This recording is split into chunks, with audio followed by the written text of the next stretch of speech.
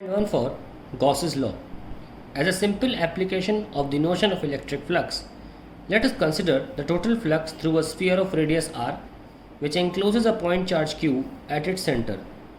Divide the sphere into small area elements as shown in figure 1.25.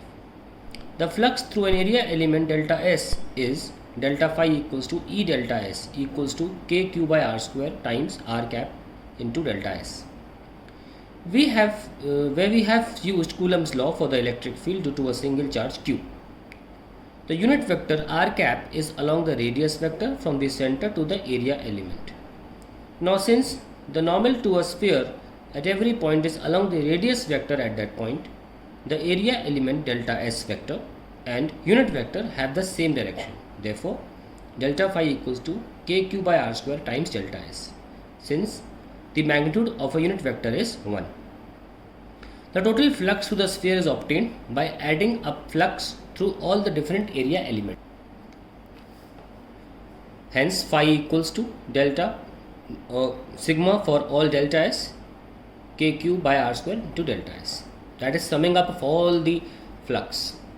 Since each area element of the sphere is at the same distance r from the charge, phi equals to kq by r square sigma of all delta s equals to kq by r square into s. So s is the total surface area. So delta s when added, all delta s bar when added, entire surface area s comes out, and which is the surface area of a sphere equals 4 pi r square. Thus phi equals to k, which is 1 upon 4 pi epsilon q by r square into 4 pi r square. That is the area of the sphere. So we get q by epsilon. Equation 1.3, that is flux equals to q by epsilon, is a simple illustration of a general result of electrostatics called Gauss's law.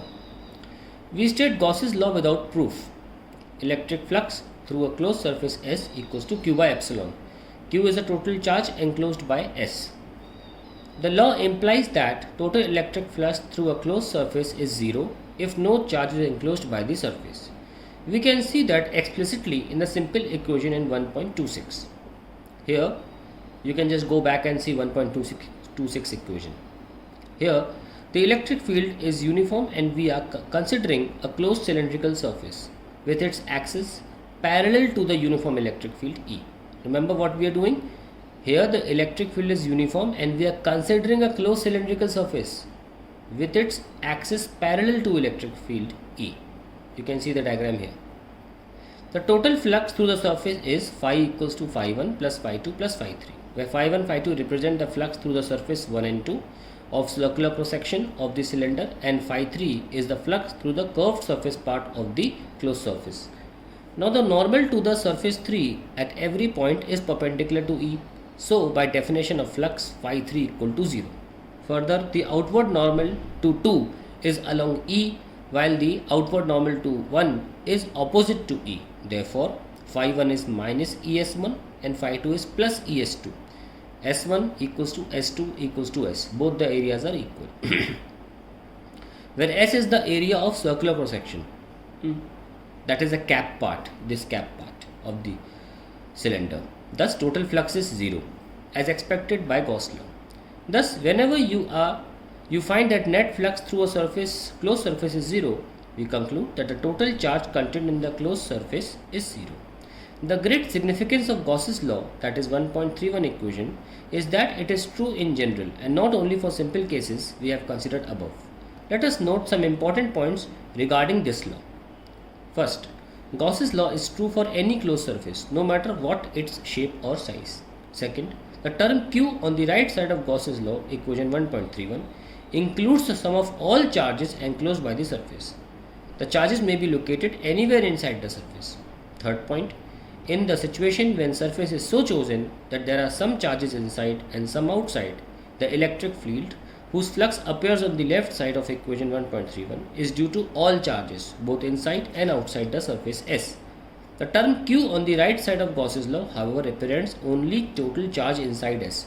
ये सबसे important point है third point ये कह रहा है कि जब हम flux equals to E delta S लिख रहे हैं या ई इंटू एस लिख रहे हैं, उसमें जो इलेक्ट्रिक फील्ड है वो सारे चार्जेस की वजह से है, अंदर गॉसियन सरफेस वाले और गॉसियन सरफेस के बाहर चार्जेस भी, उन सब के लिए। पर जो चार्ज है इक्वेशन में दैट इज क्यू, वो सिर्फ अंदर के चार्जेस ही काउंट किए जाते हैं. Fourth, the surface that we choose for the application of Gauss's law is called the Gaussian surface. You may choose any Gaussian surface and apply Gauss's law. However, take care not to let the Gaussian surface pass through any discrete charge. This is because electric field due to a system of discrete charges is not well defined at the location of any charge. As you go close to the charge, the electric field grows without any bound. However, the Gaussian surface can pass through a continuous charge distribution. Fifth point, Gauss's law is often useful towards a much easier calculation of the electrostatic field when the system has some symmetry. This is facilitated by the choice of suitable Gaussian surface. Finally, which is the last point, Gauss's law is based on the inverse square dependence on the distance contained in the Coulomb's law. Any violation of Gauss's law will indicate departure from the inverse square law. 1.15 Applications of Gauss's law. The electric field due to a general charge distribution is, as seen above, given by equation 1.27. In practice, except for some special cases, the summation or integration involved in this equation cannot be carried out to give electric field at every point in space. For some symmetric charge configurations, however, it is possible to obtain electric field in simple way using Gauss law. This is best understood by some examples.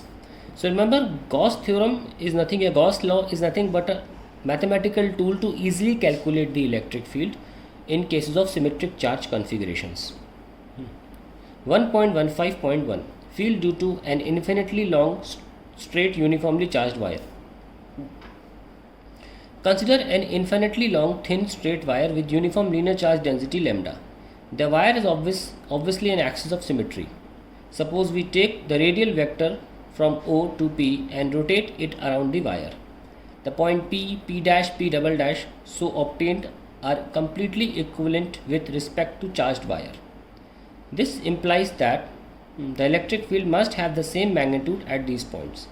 The direction of electric field at every point must be radial outward if lambda is greater than 0, inward if lambda is less than 0. This is clear from figure 1.29. Consider a pair of line elements P1 and P2 of the wire as shown. The electric fields produced by two elements of the pair when summed give a resultant electric field which is radial. The components normal to the radial vector cancel. This is true for any such pair and hence the total field at any point P is radial. Finally, since the wire is infinite, the electric field does not depend on the position of P along the length of the wire. In short, the electric field is everywhere radial in the plane cutting the wire normally and its magnitude depends only on the radial distance r. To calculate the field, imagine a cylindrical Gaussian surface as shown in figure 1.29b. Since field is everywhere radial, flux through the two ends of cylindrical Gaussian surface is 0. At the cylindrical part of surface, E is normal to the surface at every point and its magnitude is constant since it depends only on r. The surface area of the curved part is 2 pi rl, where L is the length of the cylinder. Flux through the Gaussian surface is equals to flux through the curved surface cylindrical part equals to E into 2 pi rl. The surface includes charge equal to lambda L. Gauss's law then gives E into 2 pi rl is equals to lambda L divided by epsilon, that is E equals to lambda upon 2 pi epsilon r.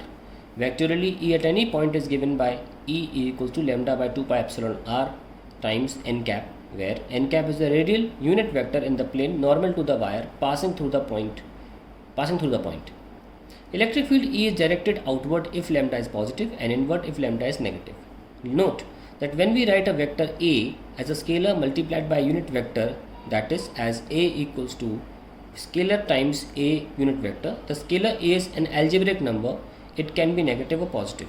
Direction of A will be the same as that of the unit vector A cap if A is greater than 0 and opposite to A cap if A is less than 0. When we want to restrict to non-negative values, we use the symbol mod of A and call it modulus of A. Thus, modulus of A is greater than 0. Also note that though only the charge enclosed by the surface lambda L was included above, the electric field is due to the charge on the entire wire. Further, the assumption that the wire is infinitely long is crucial. Without this assumption, we cannot take E to be normal to the curved part of the cylindrical Gaussian surface. However, equation 1.32 is approximate true for electric field around the central portions of a long wire when the end effects may be ignored. 1.15.2 Field due to uniformly charged infinite plane sheet. Let sigma be the uniform surface charge density of an infinite plane sheet, figure 1.3. You can see that.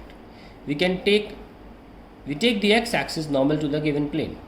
By symmetry, the electric field will not depend on y and z coordinates, and its direction at every point must be parallel to x direction. We can take the Gaussian surface to be a rectangular parallelepiped of cross-sectional area A as shown. A cylindrical surface will also do so.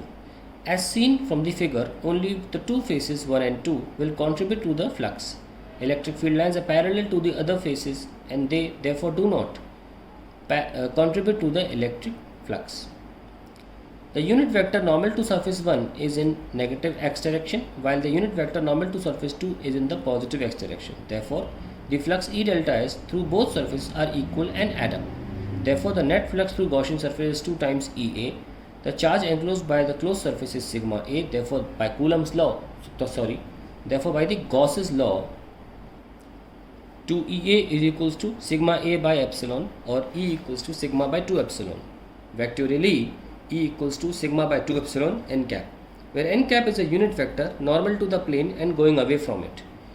E is directed away from the plate if sigma is positive and towards the plate if sigma is negative.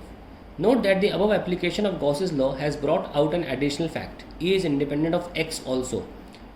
That is, it doesn't depend on the distance from the plane sheet.